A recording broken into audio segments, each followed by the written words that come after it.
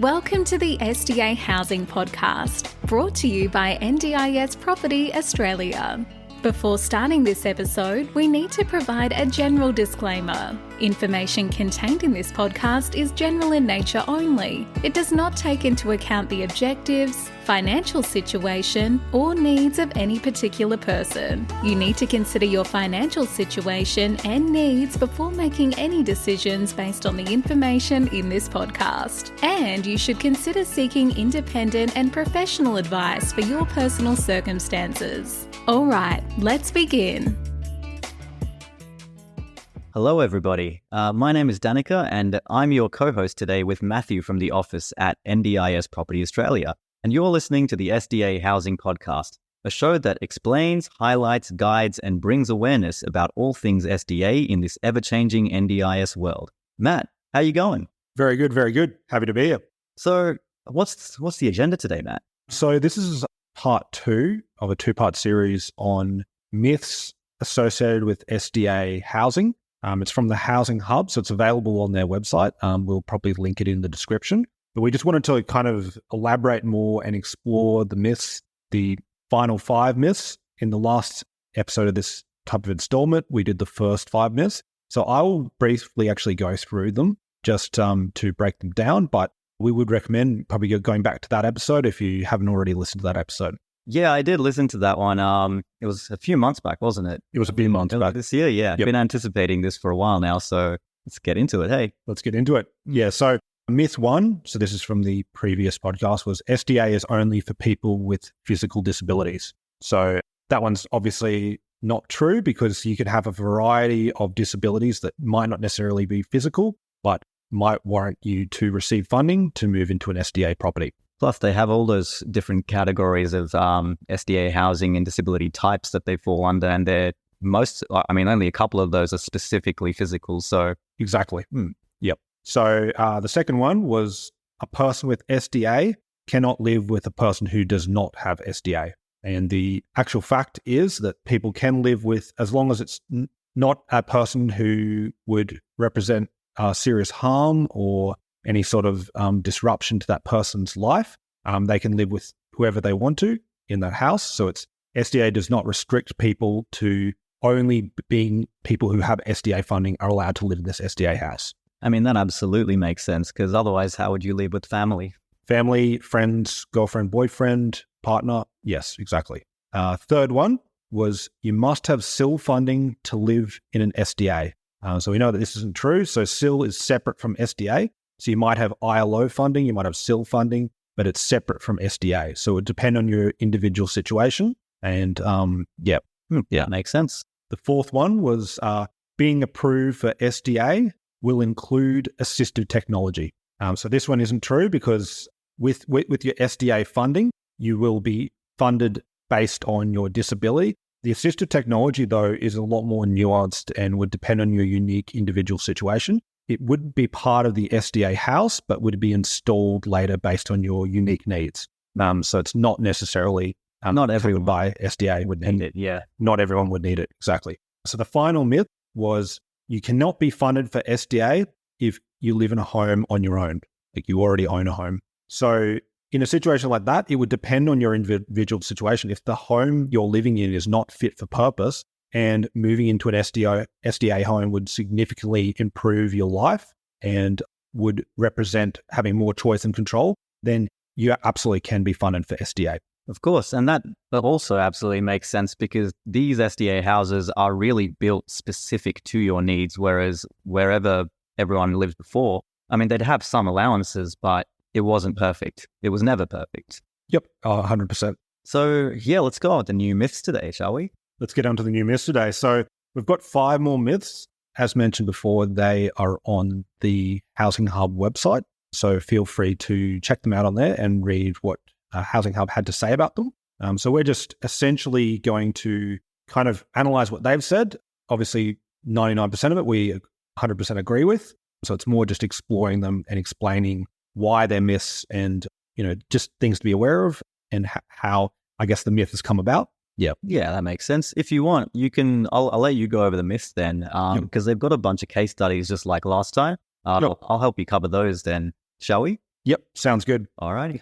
So myth 6, you can only be funded to live alone in SDA if you have behaviours of concern or can demonstrate that you can't live with other people. So the actual fact here is there are many reasons that you might be eligible to live alone. You do not need to have particular behaviours of concern or demonstrate that you can't live with other people. You must meet the eligibility requirements for single occupancy, but that's not necessarily based on your behaviours and might not necessarily be taken into account. This is an interesting one because what was it? Recently, there was we had a conference up in Brisbane, and I remember, if I can remember the numbers correctly, we may need to look this up and double check it. But I think it was someone said there was 45% of all participants preferred to live alone. Yep, there was quite a high number, wasn't it? Yeah. I can't remember the exact number either, but yeah, it was around that amount. Yeah. When it comes to it, it is like their preferences definitely matter in terms of what they want for themselves, not just what they need. Yes. And ultimately, if living alone is a situation that brings you more choice and control in your life, then that would be preferable for a lot of people. Definitely. Yeah.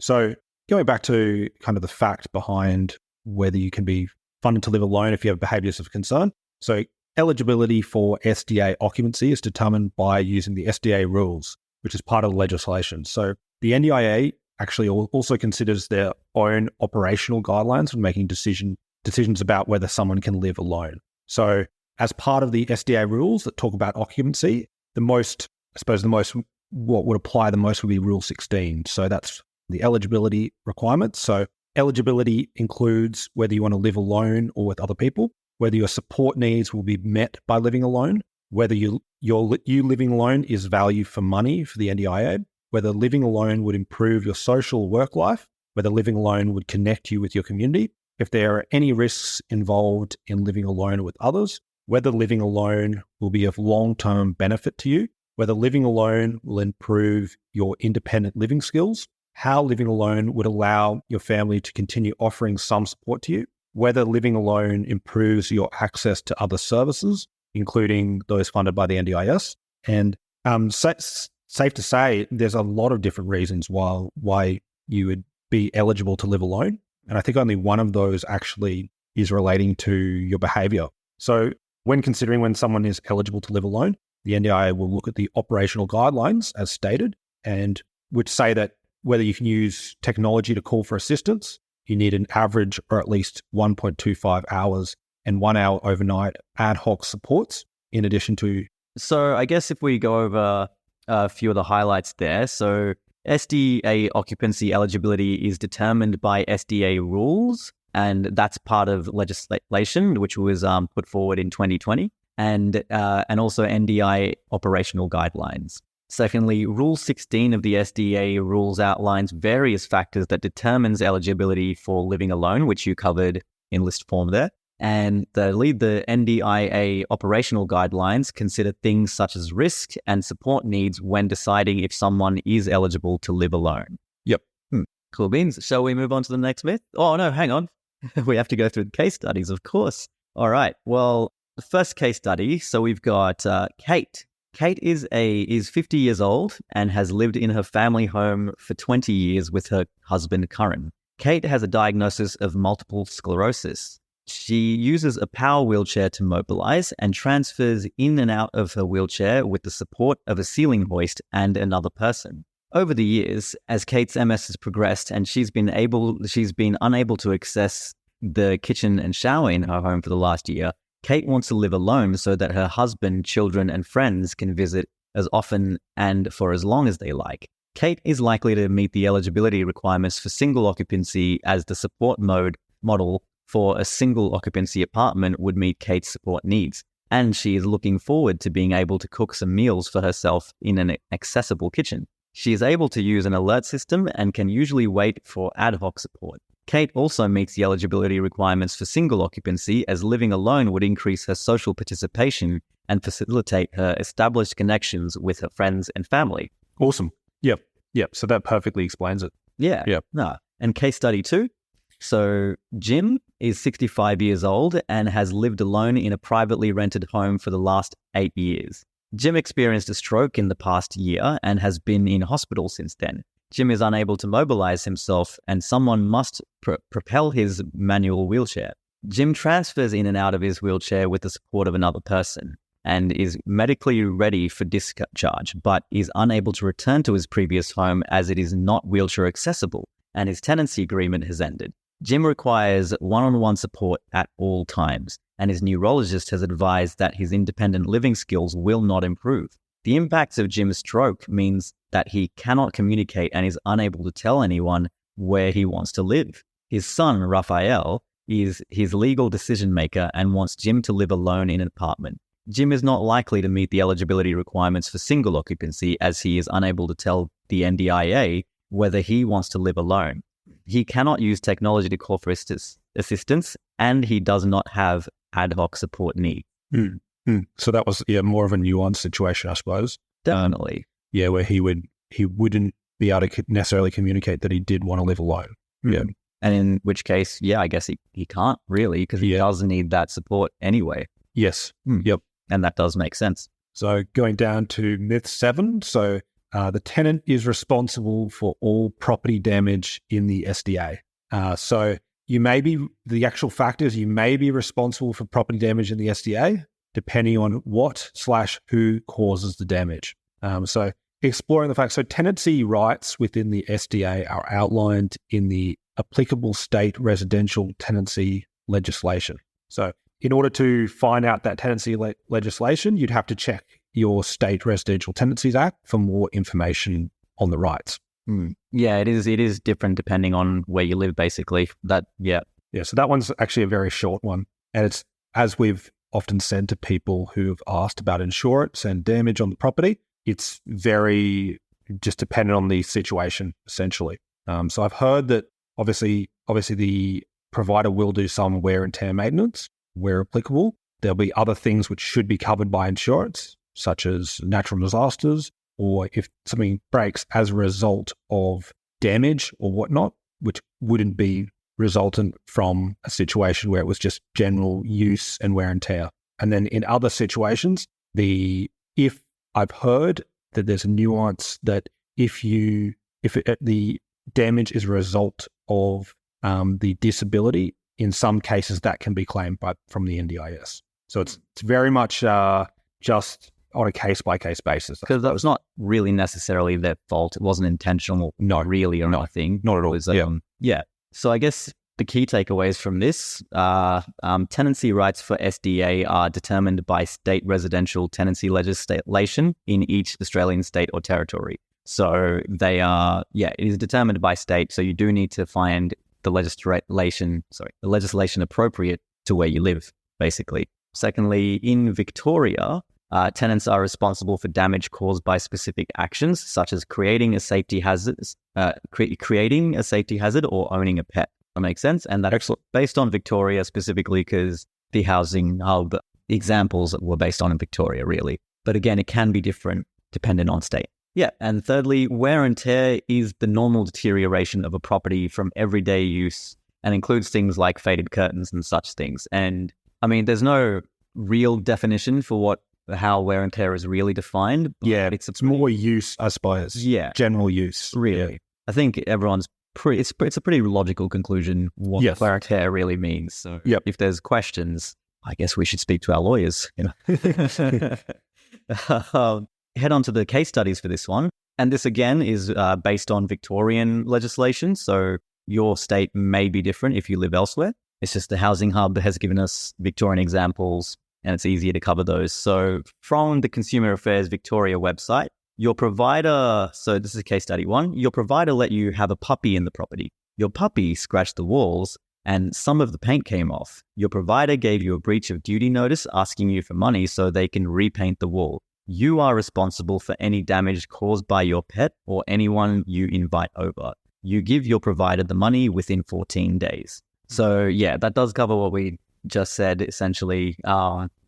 If that would fall under just normal tenancy, I suppose, if you had a pet. Pretty much. So that wouldn't be anything really to do with SDA or NDIS in this context. No, not really. So case study 2, once again from Consumer Affairs Victoria. Your provider gave you a breach of duty notice because your wheelchair damaged the carpet in the living room. The notice asks you to replace the living room carpet. You do not have to replace it because the damage was caused by equipment you need to help with your disability. There we go. Yep. And yeah, once again, very straightforward. It's a disability need. They can't exactly expect you to not use your wheelchair if it's going to cause damage. That would be absurd. But yeah, so in that sense, you are not liable for it. Yep. Okay. Awesome. Yeah. So myth 8, SDA is for people that need 24/7 one-on-one support. So the actual fact is being eligible for SDA is not only about the amount of support you need. So yeah, absolutely. I mean, there's plenty of participants who do need that 24/7 one-on-one support, but not everyone. If you think about the improved livability category, for instance, they don't need anywhere near as much support as high physical support, and it would depend on the individual situation as well. Yeah. And for someone to say amount of support as well is what sort of support, would depend on the exact sort of support. So just exploring the fact here, the Housing Hub has said there's legislation that the NDIA must use to determine who is eligible for SDA funding. Legislation uses words like extreme functional impairment and very high support needs in relation to eligibility. So very high support needs is not necessarily the same as needing 24/7 one-on-one support, which is exactly what we just said. So having very high support needs might mean you need support often enough through the day, or that you need support closely available at all times. So it might be someone who's available on call to assist you when needed, but that doesn't mean that it's 24/7 every second of the day. So close support might not mean someone is in the same room, and it might mean someone is in the same building or in the property next door. So having very high support needs could be support for remembering what you need to do on a day or on a daily basis, and could be physical support to undertake certain tasks, or it might mean support to keep you or others safe. So this support could be provided to you by a support worker or your family or friends. So as we mentioned before, different types of support for different situations and different participant needs. The NDIA has never defined how many support hours a person with very high support needs requires during a general day. So the key takeaways, once again, so the NDIA uses legislation to determine SDA funding eligibility based on extreme functional impairment and very high support needs. So it's not 24/7 needs, it's just very high support needs. Yep. So, and secondly, very high support. Oh yeah, that is, it does. Very high support needs doesn't necessarily mean 24/7 support, but may require support throughout the day. Yep. I've actually noticed in certain places, the way the field workers work, and sometimes they have like their individual carer who basically looks after them the whole time, but often they do shift work. Yep. So they have multiple carers looking after their needs throughout a day if they do need that 24/7 support. Yeah. Well, so yeah, it's an interesting tidbit. So yeah, thirdly, various types of support may be needed for those with very high support needs. The NDIA has not specified a number of support hours required per day. So it's not a requirement, but it's just based on your needs, really. Yes. Yeah. Yeah. Cool. So case studies. So case study 1, based on this. So Jack has 5 hours of planned support needs per day. For Jack, this means that at 8 a.m. to 10 a.m. every morning, he is supported with his morning routine. He is also supported at 5 p.m. to 8 p.m. every day with his evening routine. Jack also has unpredictable support needs and needs someone close by at all times so that he can call for assistance when he needs it. Jack's unpredictable support needs are for things like exiting the building, using the toilet, taking off, or putting on clothes. On average, Jack calls for assistance 5 times per day. Although Jack has low planned support needs, 5 hours per day that was, his unpredictable support needs means that he needs support closely available to him 24/7. Due to this, it is likely that Jack will be deemed to have very high support needs. Yep. Yeah, absolutely. Guess that'll essentially put him in a higher category. Yes. Basically. Yep. Case study 2. Well, there's 3 case studies for this one. That'll be fun. Case study 2. Murray lives in a supported residential service, SRS, house and is provided with support for his personal care and domestic tasks. There is someone always in the house for Murray to call if he needs assistance. Murray goes into the community a couple times a week to do some shopping and catch up with his friends. He does this independently. even though Murray doesn't require 24/7 support, given that Murray requires support in his home for the majority of the day, it is likely that Murray will be deemed to have very high support needs. So I guess he's capable of, doing a lot of things on his own, like shopping and such, but he does need that still does have support network and needs to have that available should he need it. Yeah, that sounds about right. And case study 3. So Daniel is independent in most aspects of his life. He has a support worker assist him for 2 hours, 3 times per week for shopping and assistance to appointments. This level of support is meeting Daniel's needs. It is unlikely that Daniel will be deemed to have very high support needs. Yeah, he seemed pretty capable by the sounds of it. So 2 hours or 3 hours. So, and just with shopping and appointments and things. Yeah. So in situations like that, obviously, the most part, he wouldn't require that support level, and certainly not 24/7 level of support. Yeah, definitely not. Cool. I guess let's move on to the next myth, eh? Yep. So myth 9, I will have to wait a long time for my SDA determination. So this is an interesting one. You might not have to wait as long as you could, but probably maybe longer than you'd want. I don't know. Depends on the situation. Yeah, it is definitely something to look at because there's a lot of wait times in everything SDA related, I've found. I mean, the wait times are getting shorter and shorter. Yes, they are. Which is great. Yep. But yeah, since the beginning, a lot of people, investors, participants, everyone involved has been a bit worried about the wait times. So let's go over this.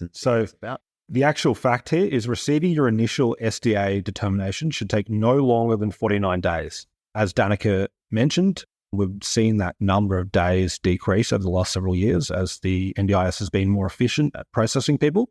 So if you disagree with your initial SDA determination, you could ask for a review.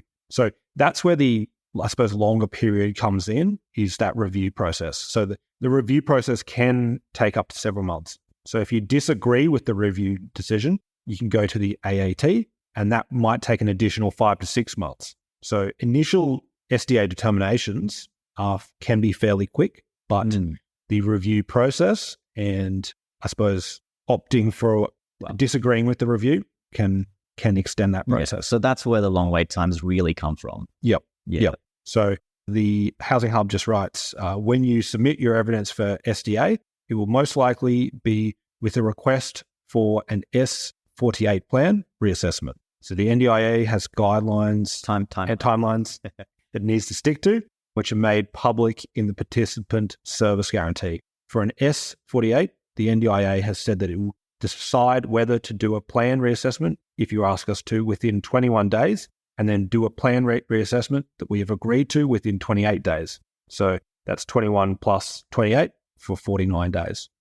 So if you disagree with the NDIA's decision about your SDA funding, you can ask for an internal review of the decision, which is called an S100 review. So you have 90 days from when your new plan is approved to ask for this. Once received, the NDIA has said that it will review our decisions if we need to within 60 days. So if you continue to disagree with the NDIA's decision about your SDA after the S100 outcome has been provided to you, you can ask for an external review of the decision. So this is currently done by the Administrative Appeals Tribunal, or the AAT. You have 28 days to lodge this external review request. And according to the AAT annual report of 2020 to 2021, the median time that someone is actively in AAT process is 23 weeks, which is, I suppose, around half a year.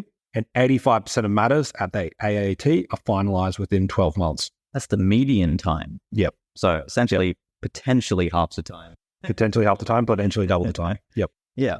Yeah. So I think that basically sums it up. Yeah, cool. So just going over that again, S48 plan. So S48 is a plan reassessment? Correct. Yes. Yeah. Yep. Cool. I'm assuming that's the document or the process they have to go through for that. Yes, to do a plan reassessment based on their outcome that they receive. Cool. So an S48 plan reassessment outcome can take 49 days. Time limit to submit an S100 review request is 90 days. An S100 review request outcome can take 60 days. The time limit to submit an AAT application is 28 days. The AAT process is approximately 23 weeks, so between 5 and 6 months, most likely. And so when submitting evidence for SDA, it is likely with a request for an S48 plan reassessment. The NDIA has specified timelines for the reassessment process, and as we mentioned, 21 days to decide and 28 days to complete the reassessment. And thirdly, if you disagree with the decision, you can ask for an internal review within 90 days or an external review by the AAT within 28 days.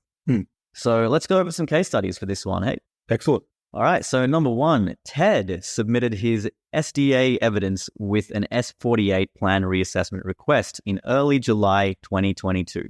Within 3 weeks, 21 days, he was told that his request had been approved. This means that the NDIA had agreed to proceed with the S48. Shortly after, Ted had a meeting with his planner, who said that his evidence would be sent to the home and living panel. Ted's SDA outcome was provided within 4 weeks, 28 days, of the original approval letter.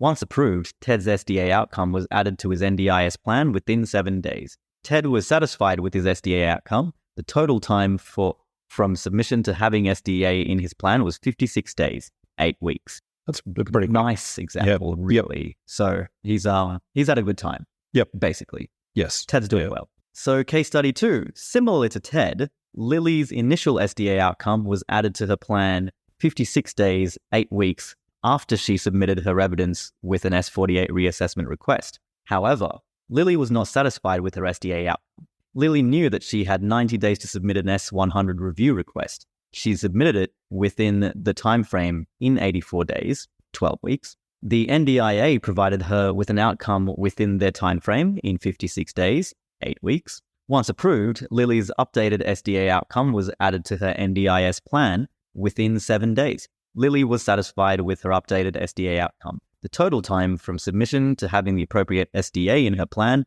was 203 days, 6 months and 3 weeks. And that's about that median time frame. Yeah, basically. Yeah, no, straight up, it is. So, case study 3, similar to Lily, Barney's total. These are How I Met Your Mother characters. That's beautiful. Yeah, they actually are. They're aware.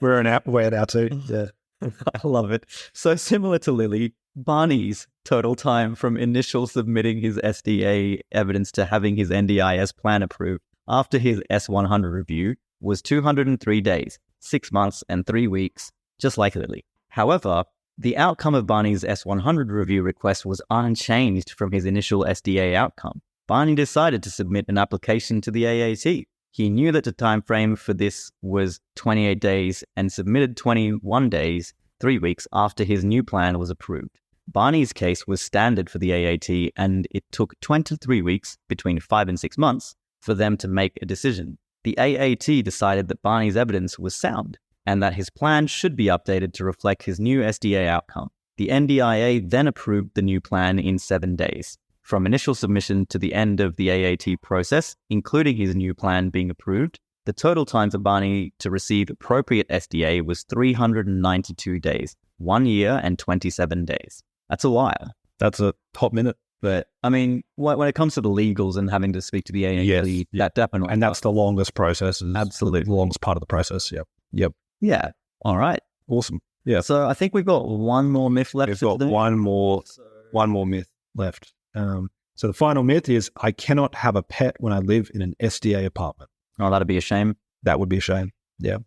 So we kind of actually alluded to this in one of the earlier myths where there was a case study about someone who had a pet. The fact actually here is you might be allowed to have a pet if you live in an SDA apartment. However, it is not a given. Having a pet is subject to approval from your SDA provider and the strata committee of your apartment building. So big maybe, really. Big maybe, yeah. I mean, I guess it's the same as renting any property, really, because... Yeah. So it would come down to, and just exploring the fact here, it comes down to tenancy rights within the SDA, which includes whether you have the right to have pets, which is outlined in the applicable state residential tenancy legislation. So that can be checked through your state's Residential Tenancy Act. But then obviously, that would be dependent on what the owners wanted for the SDA, whether you had the right to have pets. and then the associated legislation, I suppose. Yeah, depending on your state and territory, of course, just like earlier. Yep, 100%. So additionally, many SDA housing providers that offer apartments will have their stance on pets on their website. So for example, Ability SDA says that the landlord allows pets within reason and is subject to approval. So case-by-case basis, I suppose. Enliven Housing, Enliven Housing says that Enliven welcomes pets. However, this is subject to the Strata Committee's rules and approval. Each Enliven apartment complex will have their own bylaws governing pets. You will need Enliven Housing and Strata Committee approval prior to having a pet in your apartment. Companion pets fall under the companion pet legislation in your state. So Summer Housing says that Summer Housing will accept pet applications. Pets must comply with the body corporate bylaws and be approved by the body corporate. Okay. And so key points, I guess. Tenancy rights within SDA including pet ownership, I say, are governed by state residential tenancy legislation, which varies by state. So do look up your local legislation and make sure that you are being compliant in that regard. To know about your tenancy rights, you should check your state's Residential Tenancies Act. Cool. I did just say that. Never mind. And many SDA housing providers have their own policies on pet ownership, and you should check with them for their rules and requirements. So really, it does kind of function the same way as any residential rental essentially goes. So yeah, so there's no real difference there in terms of SDA housing. Yep. So case studies, we've only got one for this one, which makes it nice and easy. So Cara currently lives with her parents and has recently been approved for SDA funding. She has applied for an SDA apartment and has been given an offer of tenancy. Cara has 2 cats, Starbuck and Apollo. Her SDA provider has given their permission for her cats to move into the apartment with Cara. However, she will need written approval from the body corporate of the building before she can move them in. Cara's support coordinator assists her to write the application email to the body corporate. Hopefully Starbuck and Apollo get in. I love that they didn't actually give us an outcome for that. Yeah. Good luck, Cara. Good luck, Starbuck and Apollo. Cara got the pets in there. But, I mean, it'd be a real shame. And quite frankly, when it comes down to it, Cara will definitely want to find a different SDA house because it's not like you're going to give away your family members. Ultimately, yeah. Yep.